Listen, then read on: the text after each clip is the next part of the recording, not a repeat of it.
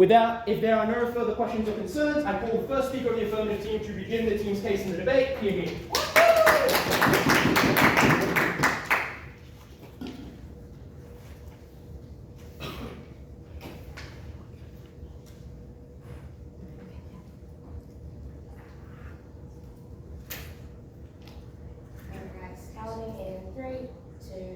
I'm going to do two things in this debate. The first thing is going to be set up, and the second thing is going to have two arguments as to why ultimately it is better, and this is the world we support. Starting off with the setup, what is the world that we're currently supporting in this debate? We prefer a world where Veritasium is in the water supply. So this is concurrent globally. This applies to every single individual currently on the earth. There is no way to eliminate Veritasium because it is in our global water supply, and this is intuitively a good idea. Now, how do individuals behave under Veritasium? They are compelled to tell the truth. They are actively compelled to state their version of the truth in a positive manner. So there is no way that they can shift it slightly. They are compelled to tell the truth. They are forced to tell the truth. There is no other way about it. And it's not always the most damaging version of the truth, as truth is determinative on the individual and their emotions. So there is that.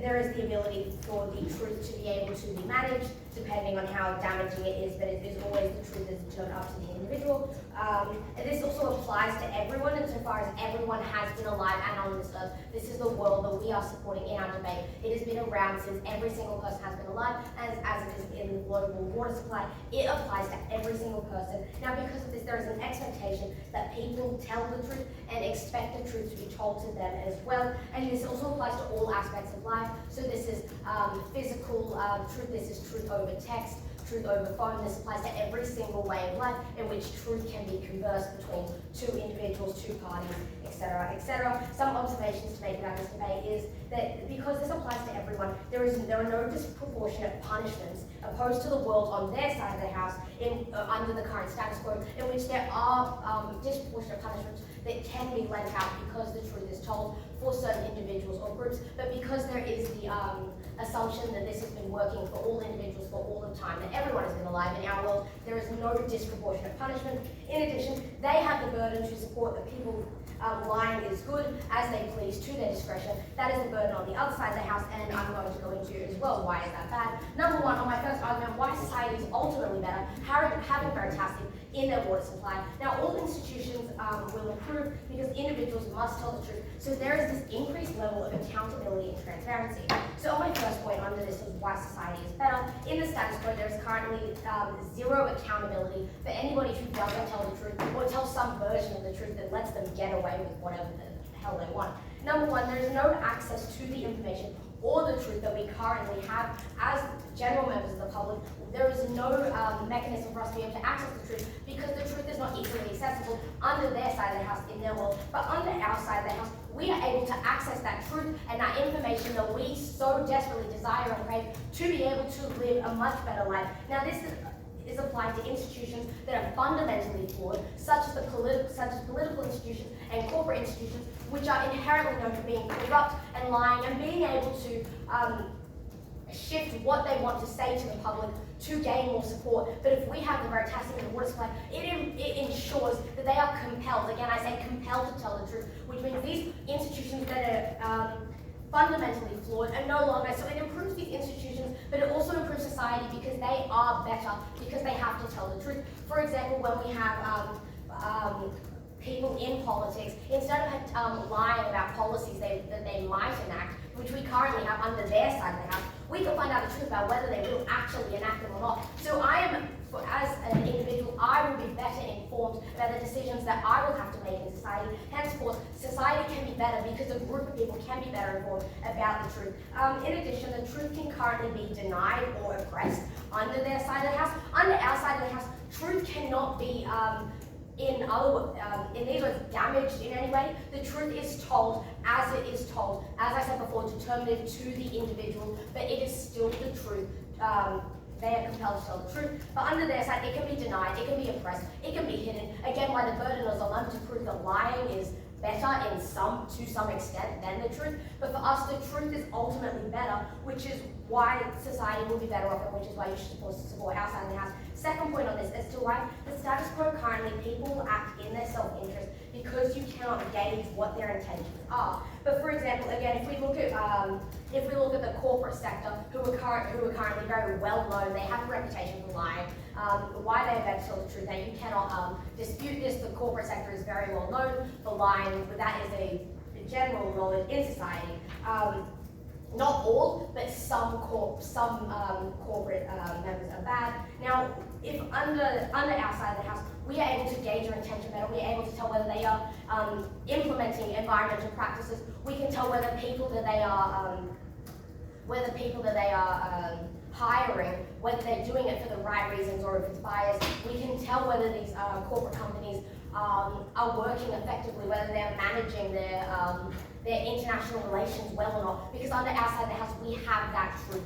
We have the truth. In addition, there's no physical evidence for the truth anymore, so it encourages that transparency by individuals, which is what I liked, which is why what I said at the start as well, because white society improves, because these institutions improve, because individuals have to tell the truth. There's this increased level of accountability and transparency, which is what I'd just like to link back to. Now, what are the impacts of this? The truth no longer becomes an obstacle. If we look at cases, for example, of sexual assault, individuals have to be able to verify in some way that the version that they're telling has to be the truth, or people who are whistleblowers have to prove that they're telling the truth. But again, it's always a he said, she said. There is no world in which under our side of the house, this is no longer an obstacle. The truth can be told, which means people who are sexually assaulted do get justice, because we get to verify these doubts effectively. They're compelled to tell the truth. As a result, society is just ultimately better.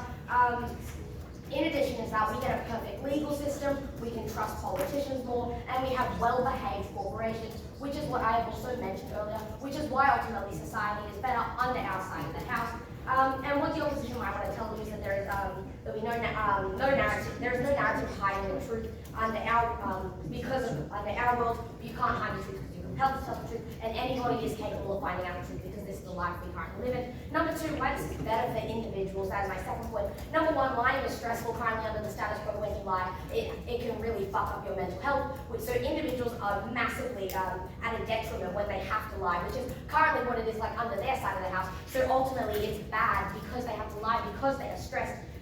So under our side of the house, it's better for individuals because they can have a better mental health. And why else is lying stressful, and why does that impact their mental health?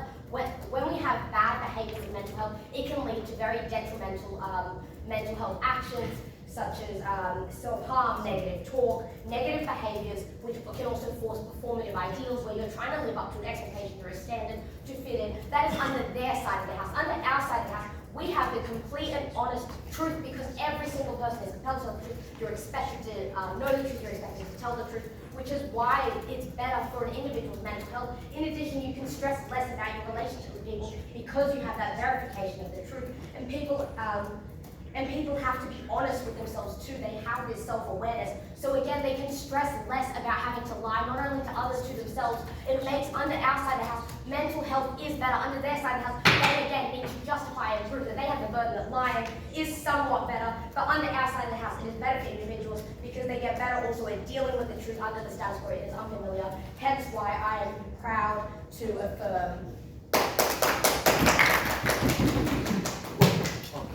Thank you very much to the first affirmative speaker for their final remarks, and also sorry. I just lost the most important one. Yes.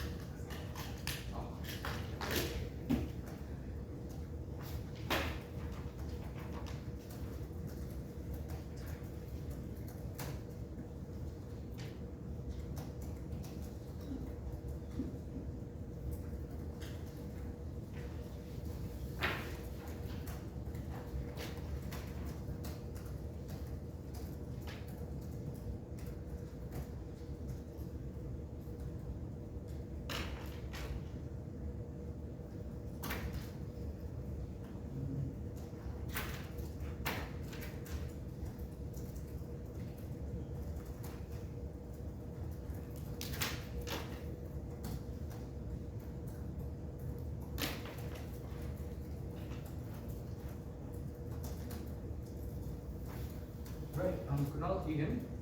Second beginning. 3, 2, 1. panel, ask yourself this as an average intelligent voter. How many times have you lied to save yourself? How many times have you lied for the benefit of someone?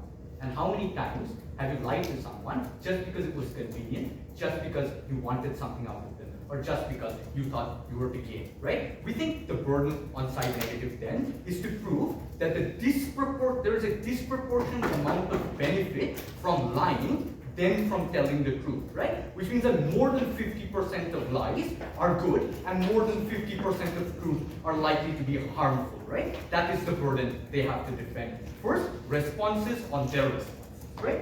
What do they tell us? They tell us, okay, well, crime is still going to be symmetrically likely, crime is not going to decrease. We never claim crime is going to be less likely. You know what we do claim? We claim that crime is likely to be caught far more efficiently, right? And we think it's going to be done in a far more humane manner, right? Trigger warning, sexual assault. We think at a point in time someone goes up to the court and the jury and tells them that I have been sexually assaulted. They do not have to go through 3 years of rigorous procedure over and over, going ahead and giving evidence to the fact that they have been assaulted while combating like social narratives that is actively against them, right? All they have to do is say that individual has sexually assaulted me. And on the other side, they ask the question, the judge asks the question, did you sexually assault that individual? If it is yes, it's done. It's open and closed case, right? We think the process on their side is inherently dehumanizing, right? If at any point in time then, we think just on this, we are good enough to win this debate if we can make justice more accessible, faster, and far more humane for individuals to access, right? Second claim that they make, privileged people will still be able to get around this, right? Because they're just not going to have like reporters who are going to ask them tough questions. A, this is symmetric.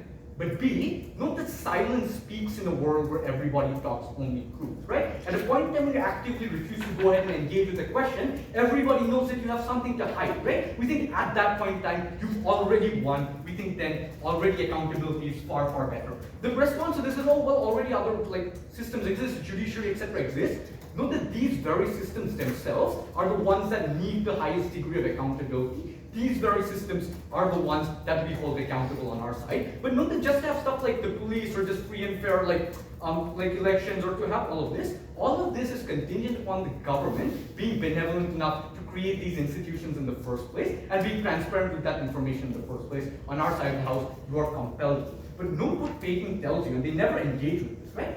This is a positive compulsion, which means that it's not that I cannot lie.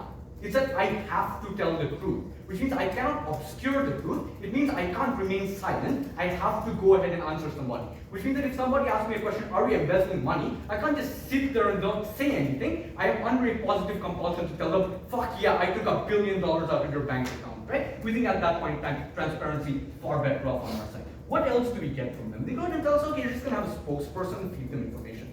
How does this work?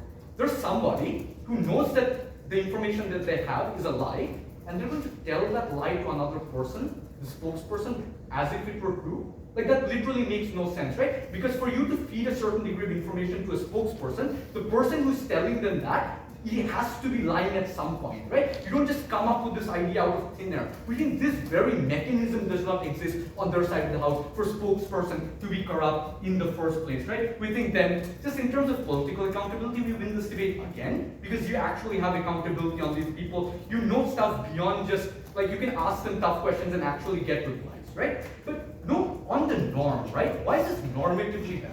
In a world where everybody tells the truth, the idea of talking, like saying lies, is gone. Because you don't know that that exists in the first place. Which means you have no active incentive to try and obscure the truth because everybody is telling the truth, right? Which means that becomes the narrative. You raise your children to say, there is no lies, there's only truth. This is the narrative that exists in society. Why this is uniquely beneficial, I'll go ahead later for individuals, but this is really good for like institutions, because people don't have the idea in their mind that they have to lie or they can lie in the first place. Really, really good. I'll just quickly address this idea that you're going to synthesize water. Note that water isn't everything. I can't drink Coke anymore. I can't drink juice. I can't eat bread because you need like water to make bread. I can't eat a packet of chips because that has water in the back of it. Just read anything. You can't have meds anymore. So these people are now going to create a little bubble world for themselves, or they're going to manufacture literally every fucking thing on the planet. Good luck to them. I'm sure they have the fiat to do it. Oh wait, they don't. Okay, so let's now address with what they gave us on their substances, right? First, on the idea of safety, I think this is the thing that they push the most, right? Number one, you're far more likely to be safer when you can walk up to a guy and be like, hey, do you have bad intentions towards me and are you going to gaslight me in a terrible relationship? And it's like, yeah, totally. At that point in time, you're far less likely to get into that in a relationship with that person in the first place. So you think like a large amount of harms are already mitigated. But secondly, even in the case that you are in such a relationship, note that all the opt-out mechanisms in the current world are cut off from you because people don't believe that you're telling the truth. They don't believe that that person is a scumbag. The cops don't believe that that person is sexually assaulting you. Your friends don't believe that you're telling the truth and that person is harmful for you. On her side, that just goes out the window. You can go ahead and tell someone that person is abusing me mentally, physically, emotionally, whatever, and people are going to believe that. Which means we have far more opt-out mechanisms which exist on our side of the house, right? But finally, on the idea of why is it on the idea of oh, somebody's going to approach you at a bar and you're going to have to force to lie? No, the only reason you have to do that is because the dominant narrative in society is that you can't say no to a man when they approach you or something like that, right? At a point in time when you normalize the narrative of telling the truth, no, I think you're butt fuck ugly, get the fuck out of my face. We think at that point in time when this becomes narrative, becomes a dominant narrative, people aren't going to expect things from you. They're going to expect the truth, which means that it's less likely you're going to get a ton of backlash from that because that becomes the narrative, right? Then in terms of safety, it's just far, far better on our side of the house, right? On the idea of oh, the children are going to get fucked, etc. And let's just go back to what Payton tells you, right? You have to tell the truth, yes, but you don't have to be absolute cunt about it, right? You can frame the way you're saying something in a good manner, right? I can tell a child that, oh, your drawing was bad, but great effort, and I'm sure you could probably improve with a lot of effort, right? There, it's not going to destroy that child's mind, but secondly, note that the child already expects the rawest form of truth because that is the dominant narrative, and that's what it's been exposed to from the moment it was born. It hasn't been coddled and been told that you're the perfect individual, you're the second coming of Christ, which means at that point in time, I don't see why this child's going to be devastated in the first place. But what they tell us is, oh, well, people are going to feel that they're ugly, etc., and they're not going to get affirmation. This is far worse on their side of the house. Because on your side of the house, when I tell you you're not ugly, you're beautiful, people don't believe that. They think, oh no, that guy's just lying to spare my feelings, right? We think that's far better on our side, because when I give you a compliment, it's actually fucking genuine, and you're likely to believe that because you know somebody can't lie, right? We think that at that point in time, affirmation is far, far better off on our side of the house, right? On the idea that people want to lie, this addresses, we already address the narratives that you can't lie, so people don't want to lie because the idea of lying does not exist on this side of the house. Therefore, basically the entirety of their case is gone, right? What do we then uniquely offer which is good on our side of the house? A, we offer accountability on politicians and people in power. B, we offer better political systems where people can actually arrive at the truth and doesn't take them 10 fucking years and it's actually a humane process, right? We think it's going to be better in terms of hiring, etc. because you can't just hire like all men and claim that you're not sexist because somebody's going to ask you whether you're sexist. For all those reasons, vote aye.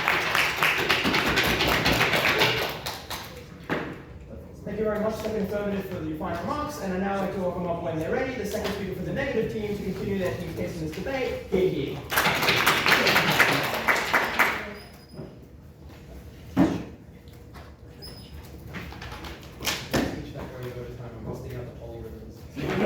You will be getting a 6-4 Q. Oh no, my phone timer stopped working, so that actually helped. Yeah, really.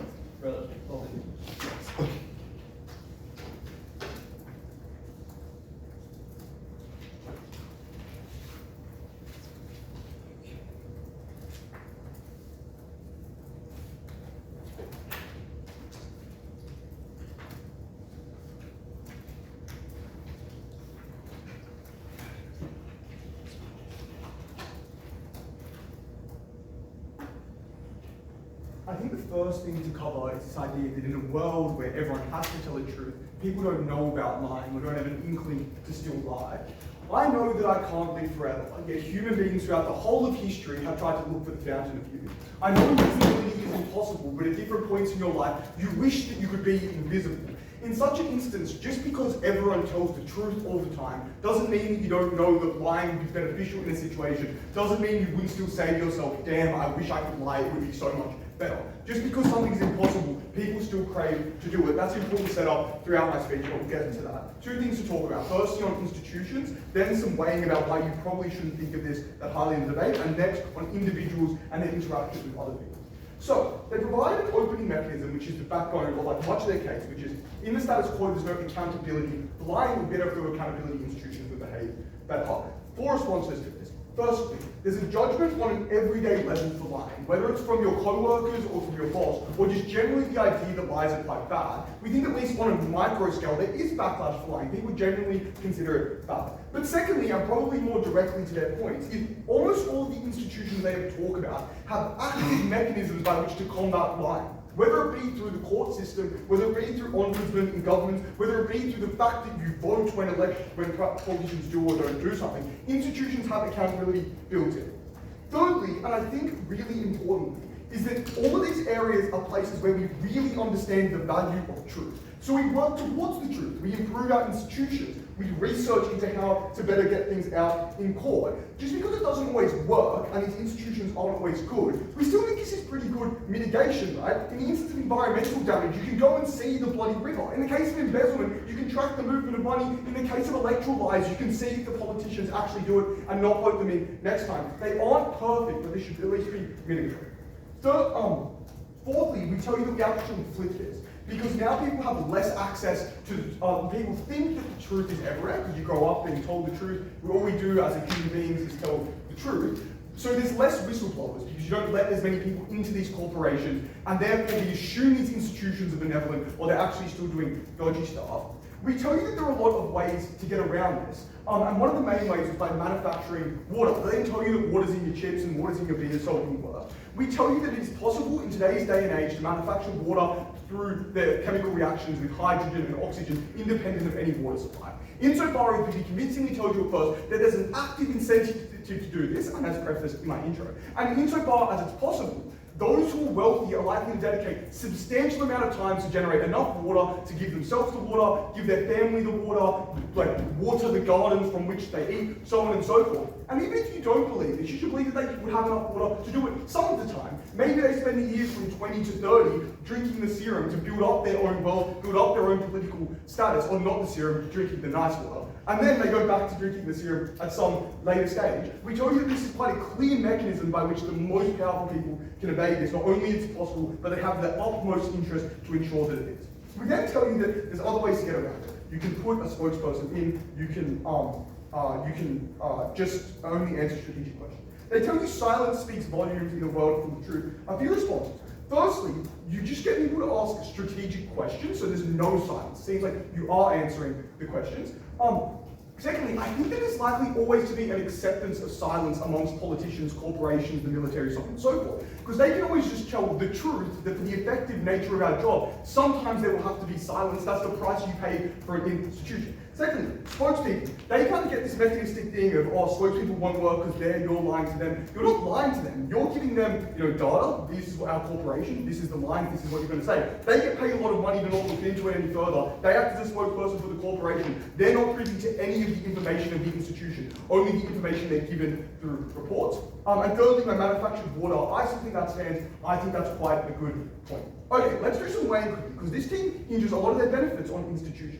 But I would say this is rather ambiguous insofar as you believe this has happened since the start of human time, for the reason that maybe if there's no lying, there was never a political system of democracy developed, because the kings decided if you let people vote, we're not going to be able to lie, we're just going to get voted out. Maybe people never lied, we never invested so much into court systems, because we assumed that people would just come forward and tell the truth. And maybe if there was never lying, we would never have such big, expansive institutions, because the world operates at such a lower level. I don't know if this is true. I don't know if we want to get into this debate so far late, but we know, but all I'm saying is that this stuff is rather ambiguous, how institutions may or may not operate. At least in our status quo, we strive for the truth, and it's getting better over the time. However, onto the part of my speech I'm going to get onto next, which is human interaction, is constant throughout all the time. Caveman's had human interaction. We're going to have human interaction in 200 years after a nuclear fallout. This is consistent. This should be weighed very highly in the debate for this more so.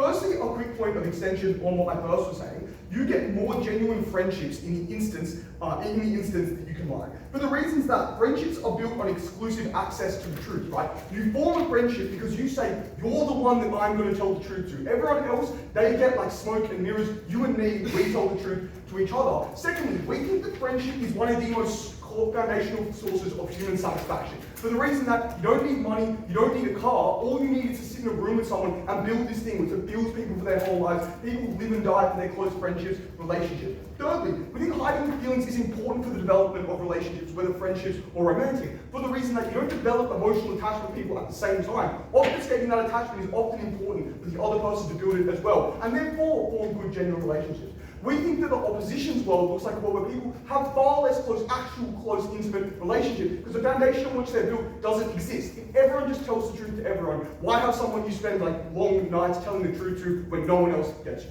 Okay, now on to the three other things we tell you about why people's everyday interactions get better. We tell you that being told the truth absolutely sucks. They tell you that you can frame what you're saying to children to make it so bad. I'm sorry, that seems like a massive walk back from corporations and CEOs have to tell the absolute and utter truth. If parents can just kind of frame it out and be nice, surely a CEO can frame out and make their environmental damage seem mitigated. But secondly, it still sucks. At the point you ask, am I good at math? How was my drawing? And what you hear every single day for your whole entire childhood is, no, you're bad at this, no, you're not good looking, no, you're not good at soccer. That is a terrible thing for children to experience, and I think devastates at least 70% of the human population insofar that you're probably really bad at something which meant a lot to you at a young age. This is absolutely terrible. They tell you that, since it's inevitable, people learn to cope with lies. That's so not true. Pain is inevitable, but if you subject someone to abject torture throughout their whole life, they don't become used to it. It's just as bad. Secondly, we tell you that people lie for safety, and that really sucks that you don't have that option there somehow. They are about the one example of an abusive relationship. Number one, I don't think that this person would give you, they probably truthfully think they're a good person and likely to give you lots of love, care, and affection. Unclear, they would no, I'm a gaslighter. People obviously don't understand that about themselves. Secondly, this would just be really dangerous if you're in a vulnerable situation, asking the outright question, are you going to really hurt me? If someone is going to really hurt you, you can't ask that sort of question because that just makes them more aggressive and put you more in danger. But also, it's not the point, because we tell you this applies to political revolutions where you have to hide your ideas and hide what you want to do from the government. You have to hide the fact you're not coming into work to protest. You have to hide what you're doing for people who sided with the thing. Political revolutions throughout history were dependent on lies. Lastly, we're telling the truth really fucking sucks, because it sucks to make people upset, and you still see them being upset when you tell them, no, you look ugly today, no, you're not my closest friend, no, I don't think you're actually that smart. And secondly, you have to reveal really personal details about yourself, which you really want to keep private. Very proud to do.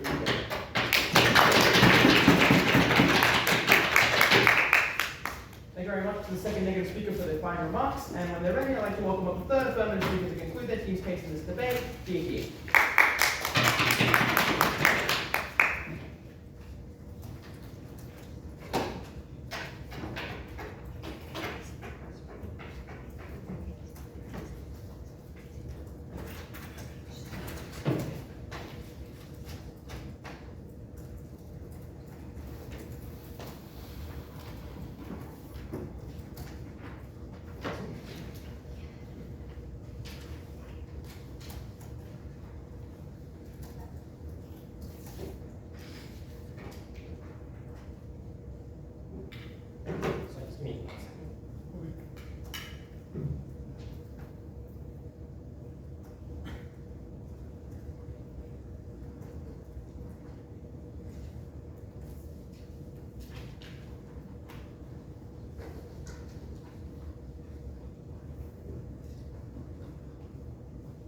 Go. This is a team that lacks an enormous amount of imagination, because what they fail to realize is that in the status quo, every interaction you have, every institution in which society is founded, is plagued by the possibility of lies. It is a fear that permeates through every interaction you have, because a knowledge that you always know could possess. And note how this team tries to run away from that by ignoring the fact that it is in the comparative where people end up in abusive relationships because an abuser could like them. It is in the comparative where lies create just as many problems as the cherry-picked solutions that this team wants to identify. The very most scenarios that necessitate lying are caused by the fact that someone was able to lie in the first place that led to that instance. For every revolution in which telling the truth was what revealed its existence, it was lies that allowed spies to infiltrate and bring down the end of it. This team could cherry pick examples as much as they wanted. What we told you was lying was an impermeable stress on people's conscience. The devil's tongue spoke only in lie. It was something that deluded people, that made them feel unhappy, that made them feel unsafe, that made them felt like you never get close to or trust anyone because you never knew they could tell you the truth and look them in the eye. That is why at the end of this debate, when you look through your notes, the team you're going to award it to is the affirmative team. I'm going to commence my entire speech with one really important note. This world that we support is not the status quo where you just snap your fingers and immediately everyone just has to start telling the truth from now. It's a world where you grow up with the idea all these people tell the truth. It is a world in which from the very existence of this world everyone has told the truth. And that means I think a large part of their analysis simply falls out of debate. A point they are basing their mechanisms in things how people like you and me would react if we had to tell the truth every day. Not how someone since birth and in society where all they do is tell the truth is raised to engage in these things. I'm going to firstly ask the question, can you avoid telling the truth? Then deal with people's personal lives and society at the end. Let's start with can you avoid telling the truth? And I'll note that you need to be comparative when you consider any of these questions in this debate. On their side, lying is easy and the truth is unverified, and you often have no actual guarantee about proving literally anything. Even if you believe all their analysis on this issue, our side still cuts out an enormous amount of that. Not everyone in the world has access to this kind of distilled water that magically removes the serum or anything like that, and so you should believe interactions with the whole on our side are far more truthful, which is apparently very large of our benefits unlock they are unable to retain. They say you can avoid this in 3 ways. The first is through controlled interviews, but I would suggest one, this is a world because people have noticed probably develops in a way that people know that the truth can be, for example, cherry in this way, in the same way that we know lying is something people are capable of doing, and so we are very good at discerning whether or not you're going to tell lies from truth. People in this world are probably very good at discerning relative degrees of truth or the way in which people try to move around truth, which means I think like controlled interviews a spokesperson reads immediately as dodgy as fuck when questions people ask and talk to each other on Twitter don't actually happen in these kinds of interviews. But I know, even if you believe any of this, it's mitigation at best. It's like the answers, some of them still have to be truthful. When a politician speaks, you still get some degree of information that is better. And I would suggest that at least, even for information, if it seems obvious, still increases accessibility for a large amount of people in really important ways. But also, I know there's a huge amount of competition incentives here to engage and make sure you tell the truth. Like if one politician is using a spokesperson, the other person is not, you probably trust the person who doesn't have the spokesperson way more because the fact you can see they're being more visible and telling the truth, so the far more likely to engage in those things. The final thing is you get different water. We actually just rule this out and set up for a number of reasons. First, we explain it's everywhere in the water supply, so you can't get it most ways. Then they talk about chemical synthesizing. It's in the global water cycle, which includes in all water, like it's imbued within H2O itself, this liquid exists. No one's pouring it in. And I think we explained this much, I think you should probably believe this for the debate to work anyway. But to the extent it's not the case, all that means is people probably know that this thing exists and doubt this massive global conspiracy is kept secret. So it just means the top echelon of people don't tell the truth because of this special serum, and everyone else does. You know what it sounds a lot like? The status quo, except 90% of people actually tell the fucking truth. Even in this worst case instance, I still think you just get people far more truthful on our world. Interpersonally, there is a massive benefit to literally everyone involved, but also I think institutionally the world responds as well. The people comprising these institutions are more honest. Things like transparency are structured in ways where you might do blood tests or like body tests to work out whether you taste this water or not. I think people notice. They say it's impossible, you might conceptualize it. Yes, you can conceptualize it, but to say you can conceptualize it, people can conceptualize how to respond to it as well, which means I do not think this is a barrier for our case. This team suggests it is. Let's then talk about people's personal lives. Having explained you can't really lie, and even if you can, it's a tiny number of people, that basically does nothing to our case. Because I know almost every institution is comprised of people, and all those individual people are still able to do a lot of good here. Let's start with the weighing of personal lives here. Because I think at their best, people are more it's like slightly more hurt. But I think at our best, people are constantly down with all their interactions, a bunch of scenarios created in which these harms happen in the first place. But also I want to note here, personal life is literally this game's only win condition. Because every single other piece of analysis in their entire case is mitigation. Trying to claim that maybe things are less trustworthy, maybe not all these things are perfect. We don't need to strive for perfection in our world. We're not creating a utopia, but we prove that the lying creates a series of systemic issues in these institutions. They all get way better. I think the same with personal life. Let's deal with their only win now. First claim is when individual safety is at risk, it gives you information that makes you vulnerable. But one, as I said, people know that this is how the world works and likely change their response in regards to this. Same way lie detectors exist, people probably just ask questions in ways that mean you're able to get more reliable info. Or, I just know, you can avoid getting these situations in the first place. You can ask them about their relationship history before getting into a relationship, and they will literally have to tell you if they were abusive to a previous partner or not. That is a question you can ask. You can be like when you start seeing the signals of those behaviors in the first place, ask what is motivating to remove yourself from that situation. You can be like, friends, I really feel here for my safety. Can you please just check and make sure everything's okay? And you know those things are going to happen, and you know those things are truthful in a way you don't. But even if you believe this is really bad, I know that the instances in which hiding is good are outweighed by the enormous set of instances in which it is not, because I would argue it is preferable to tell a world where there is truth but harm might be created from that, than to have lies which can literally be told infinitely and there's a high degree of uncertainty, which you can never know whether these things are true. I even give a lot of examples down the bench to suggest you can weaponize this in ways that actively get you out of these bad situations as well. They can call the police and be like, I'm literally being assaulted by my partner in my home. Police will come to you because they know you're telling the truth and not be like, well, this is a prank call. If you're in a bar and you're like, I actively feel really unsafe right now, people aren't going to downplay you because you're a minority and you don't have like a more emotional disposition. People know that it's true and will actually respond to your aid because they can trust in what you're saying. Which is also why I think we flip their argument on this helps the most vulnerable. Helps the most vulnerable. Because those are the people who are not believing the status quo when they told the truth. Those are the people who are systematically denying out of institutions. And those are the people who now, they cannot deny the fact that they're speaking the truth and engaging accordingly. You cannot just tell women how to in their heads. It is not in their heads, it is in reality. They then come after it's like, well, you can't make friendships. Like, this is bullshit, right? Friendships are things that you spend time with people.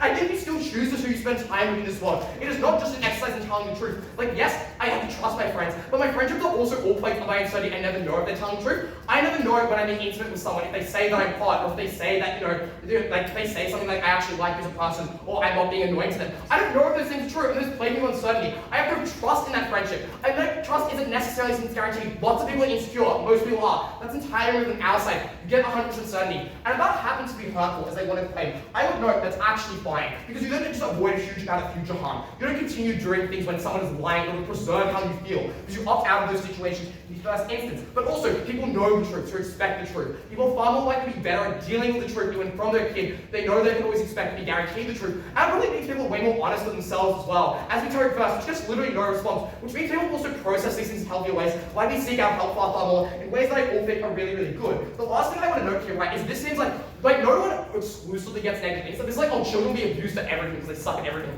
No, they don't. Like, I just suggest you're a really awful person who'd probably be evil and evil if you can find nothing that is truthfully positive to say about an individual. People are complex, but they all have merit to them. I think it's likely that people just find other ways of expressing merit and things that you can honestly take pride in a good view as an individual. Lastly, on society, I note here that like on a micro scale, there's backlash for lying only if you're caught. Obviously, it doesn't happen in an enormous amount of circumstances within the corporate or political world. Secondly, there's a lot of status quo accountability, next they say for accountability, but it's obviously super perfect. Governments are the ones who decide if there is a federal ICAC that exists to like have scrutiny on them. Like, that doesn't happen in their science. Politicians don't want that layer of accountability. We've fixed that problem because it's no longer institutions deciding how they themselves should be regulated, which you think is enormous benefit. But also institutions are controlled by people who lie. We obviously fix that. Finally, people think the truth is everywhere. But as I've already said, it's a world where people know this exists. They likely know that people can misdirect the truth in different ways. They respond accordingly, just as you and I would respond when you tell me that I thought I was really good in this debate. If we lost, I'll probably know that it's lying. Otherwise, thank you very much. That's why I have time. Thank you very much to the third affirmative speaker for their final remarks, and I'd now like to welcome up when they're ready the third negative speaker to conclude their team's case and this debate, Bibi.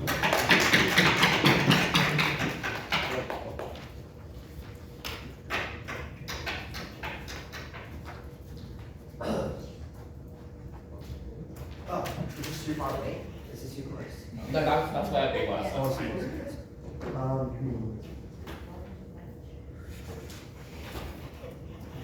I might like, because it's very narrow, I might like, if having taken a risk, John, you know what I should Actually, check the camera. Oh no, yeah, you're now.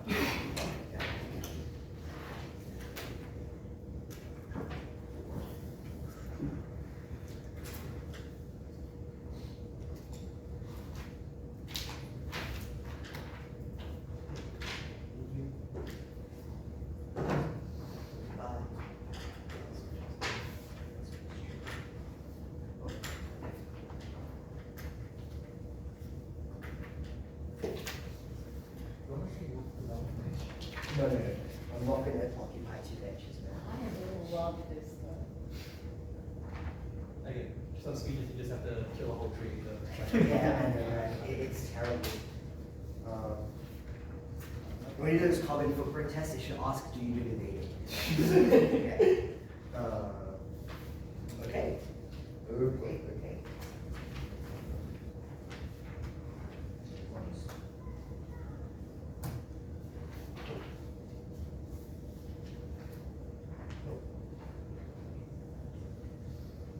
Okay, I got a piece of paper.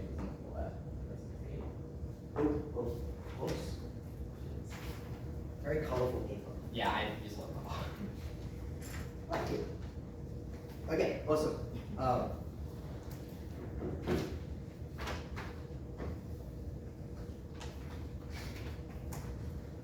The first question I'm going to ask in this speech is who has access to the truth? And I think it is an important question to ask, especially when you consider all of the arguments of politics. For the first time in my life, I get to use my degree in a debate because this stuff exists in the world's water supply. You can synthesize water separate of the world's water supply. Humans are very good at separating stuff. We can get stuff in a vacuum, put a little bit of helium in it and put hydrogen in it, combust it, boom, you have water that is independent of the world's global supply. Therefore, you're able to manufacture this stuff that is good. Is it expensive? Yes. Is it timely? Yes. But clearly there is a demand for it. Because one, people can still understand that it is good to lie. Because maybe I can't slam dunk and that's terrible and I'm really, really sure. But I can imagine what would happen if I weren't limited by my capabilities and could actually dunk, and that would be a way better world. Maybe I could, if I could control it, if I could see through walls, that would be really good. People can visualize what would have happened if they didn't have their limitations. We have extraordinary imaginations. You can clearly imagine that. But secondly, even if they can't completely imagine it, you can understand that you have a comparative advantage to someone if you have more choices about what to do compared to them. But thirdly, even if there is no particular demand and people know that this stuff is in water supplies in the first place, you have markets that exist to cater for those in case that industry pops up in the future.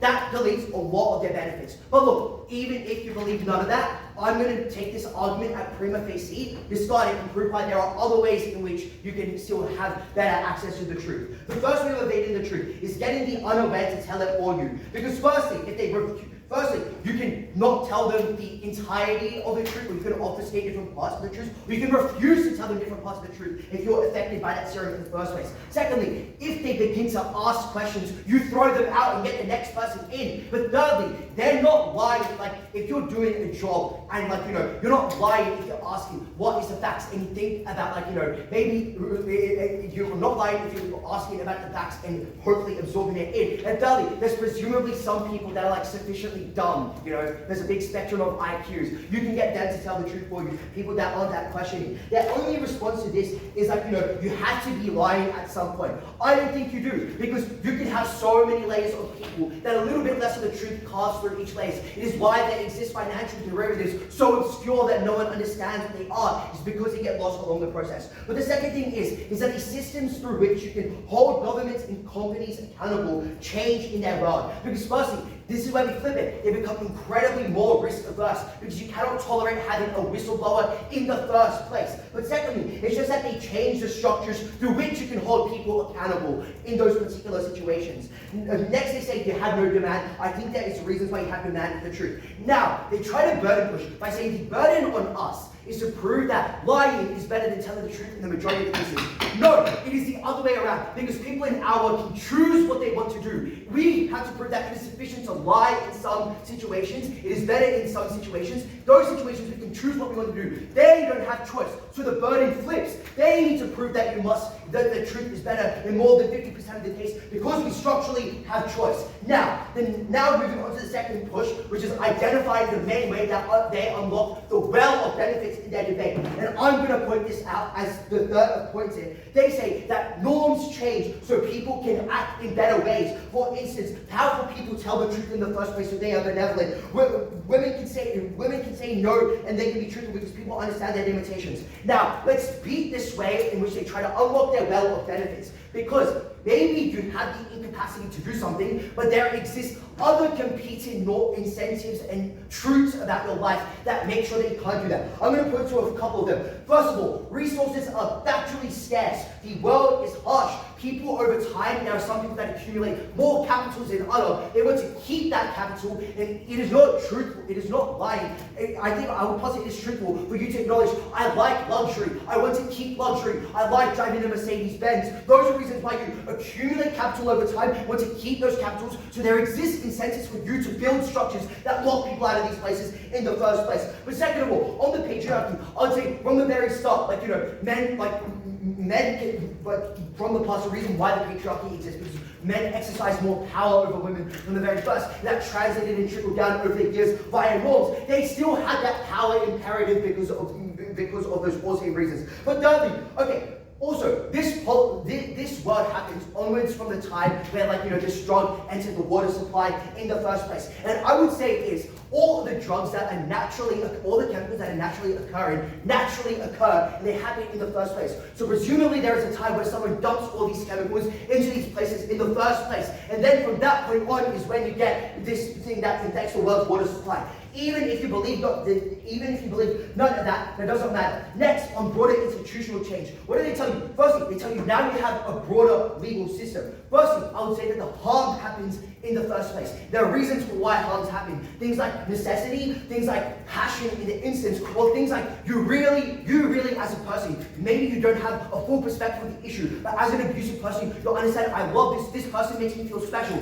From the perspective of that person, you want to lock them into that situation. That is truthful and acknowledging your own instances and the utility you get from that person, therefore you are still oppressive to them, therefore you are still bad. Secondly, I think that the punitive process becomes a lot more traumatic because as a person that's been in an abusive relationship, or if you're looking at other instances where you've been gaslighted by family members into believing a particular thing, when you're at civil negotiations, you believe that this person still did good things for you and you still have those biases. The thing with lying is you can reach the truth eventually, but it is a smooth process because you can butter it with lies along the way. That world is a world of extremes where you make rough transition points between different points in relationships. And we flip it on that response. Next of all, they say just because you don't have the physical capacity to do something, wait, no, they don't say that. And then they say, oh yeah, they do say this. They say that silence can silence can speak in the absence of the truth. First, yes, it does. If your partner asks you, where were you out tonight with? You can say, I was out with this guy, and answer truthfully. But silence can equally be condemning and put you in a bad situation. But secondly, I would say in a lot of situations, when you people are less able to change from particular situations, from one situation to another, because a lot of time that necessitates changing the type of person that you want to be, and changing the person that you want others to believe you to be. So you need to start making small lies about who you are. Try to sell yourself to a new friend group that you've never been with before. You cannot do that. You cannot change the social situations you're in their world, because you need to be dishonest to change the type of person that you are or that you sell them to be. So clearly we win on that front. At the end of that, we clearly win on institutional stuff. The richer and more powerful people still have the same incentives, because to unlock the well of benefits, they say, well, now you get norms, which means people are benevolent and those in power are benevolent. I prove to you how there are so many other competing incentives, which just means in that particular case, you never ever get that access in the first place. Now we've dealt with their losses, let's get on to our wins. Firstly, on safety and relationships. They do some weighing at third. I'm going to counterweigh. Firstly, this is obviously a lot of people. But second of all, this also applies to extreme situations and in government and power situations as well. That is, we get a small benefit for a lot of people, but we also get a big benefit in small situations. It means that when you're trying to start a rebel group or trying to rebel against an oppressor, you need to be dishonest about who you hang out with in those particular cases. You need to be able to do that. But thirdly, I would say that the main thing is about the legal system and legal recourse. The harm already happens in the first place. The following harms may happen, we're willing to wait over that. At the end of that, we win on relationships, we win on safety, we prove to why those structures flip in their world. Incredibly proud to negate. Thank you.